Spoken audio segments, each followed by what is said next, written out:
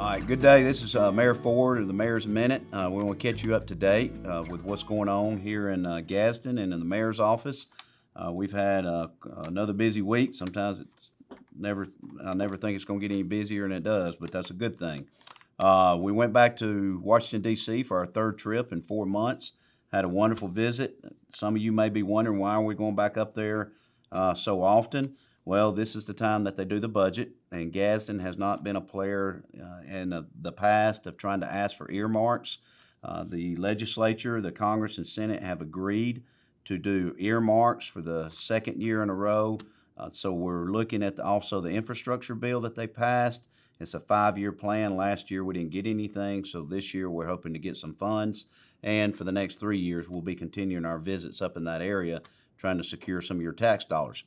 We have met with Congressman Aderholt. He's been very gracious to us. We've been to dinner with him. We've met with his staff. We met with Senator Tuberville's staff and himself, and we also Emory Cox in his department, who's developed a good relationship with us and is going beyond the call of duty, trying to help us out. Senator Katie Britt in her office and her staff's been wonderful to us. So I want to personally say thank you to those three.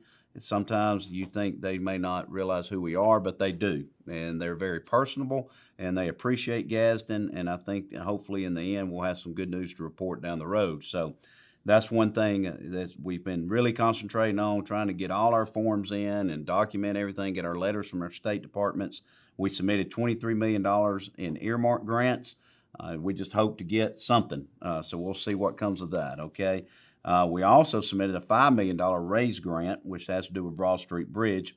Some of you may know that Broad Street Bridge is kind of crumbling, and some things are happening that we have to take care of immediately. It was in this year's budget. I made the decision to use part of the money for a fire truck, a ladder truck that we needed immediately because our fire truck was inoperable and it could affect your ISO ratings, which affects your homeowner's insurance. So we were very optimistic about if we could take that money from the Broad Street Bridge improvement, we could put it towards the fire station. The council agreed to do that with us. Then hopefully we'll get some funding from Broad Street Bridge. On the bridge, we're hoping to redo the concrete and pressure wash it and then make it more ADA compliant, where we can have some handicap, wider area on the bridge, repave it. And then one thing I want to do, I want to light it up. I want to light that thing up like in Birmingham they do at Malfunction Junction with LED lights. And I want to make it a staple of our community because it already is, but I want to showcase it. So that's a little bit about what we did last week, and I'll go into a little bit about this week. But we also met not only with the legislative delegation in D.C., but we met with ARC, Appalachian Regional Council, and we met with our United States Department of Transportation. We met with HUD again, and Miss Ruth Moffitt is passed her CDB budget today in council, and I'm very excited about it. I think she's doing a wonderful job. We're having a citywide cleanup day on Friday, April 14th for our employees. Details will be on our city Facebook page and our website soon. This is something that I wanted us to do as employees only with City Hall and all Gadsden City employees. It is not mandatory. It is encouraged but not required. And we're going to go out into the community and we're going to clean up some of our parks, and we'll all be out there.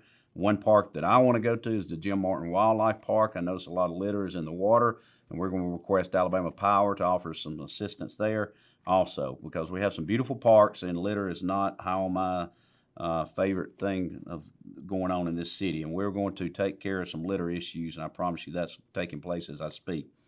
We have a new finance director. Miss Lisa Rosser has retired. I promoted and hired Brandon Phillips as our new finance director. We also brought in a new revenue director, so I decided to go back to the way it was and split the finance department. We have revenue coming in, and then you have finance spending it.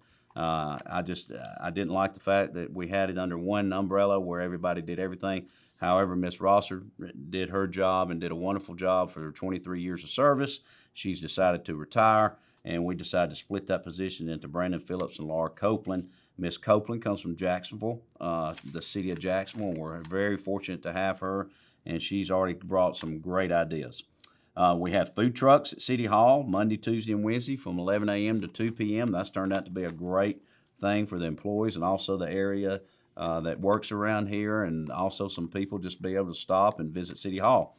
Something if you haven't seen in City Hall, I decided I wanted to paint the halls and spruce it up a little bit. We put some new photos in there. So we also tore the shrubs out the back. If you notice, the orange cones are gone and the yellow tape and a lot of duct tape's gone. We're trying to fix a little bit of what we have to make it more proud for the community to see. What I hope that happens is when somebody comes in here in Industrial Prospect, they don't look at our city hall and frown. They look at it and just realize it's a well-kept, clean building. So that's important for me for recruitment. We had a ribbon cutting yesterday at the Gadsden State Ball Field. Some of you will see that on another video on Channel 99. It was a wonderful event. We invited the past council and the past mayor to come, and we cut a ribbon, had a good time because that was their vision. And then I've taken it up from there to do phase 3 and phase 4, and we're already looking into phase 5 at this time.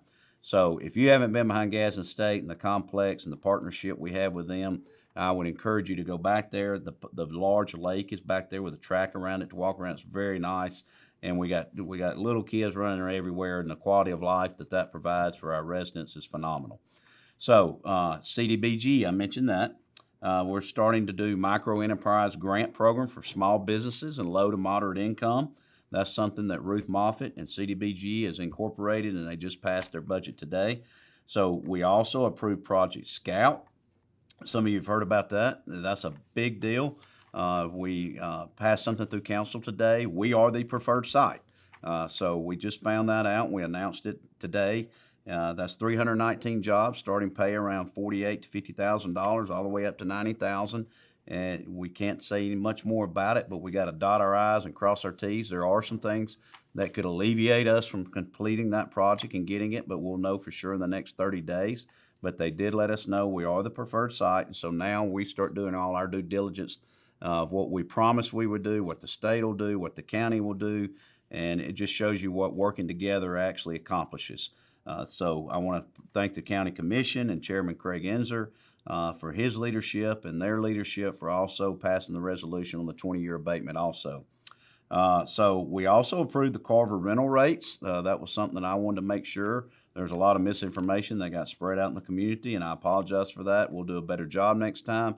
But we want to make sure that the Carver reunions every other year, every 2 years, and every 5th year reunion did not have to pay rental fee to use the facility. So we support Carver and the reunions, and we're excited about that, and finally got that passed through and got the language the way we needed it, and where the other community centers didn't feel slighted also. So we're all now are under one agreement of all the community center rates and the Carver reunion rates. So this is, which are free. So, and also we have a design for Noccalula Falls and a permit quarter for gateway and pedestrian experience up in there in design. So that's something we're excited about. We're getting ready to propose our plan to the community, which is our $15 million renovation project for Noccalula Falls. Has to do with our roadway, gateway, parks, gorge steps back down to the gorge, and then our petting zoo.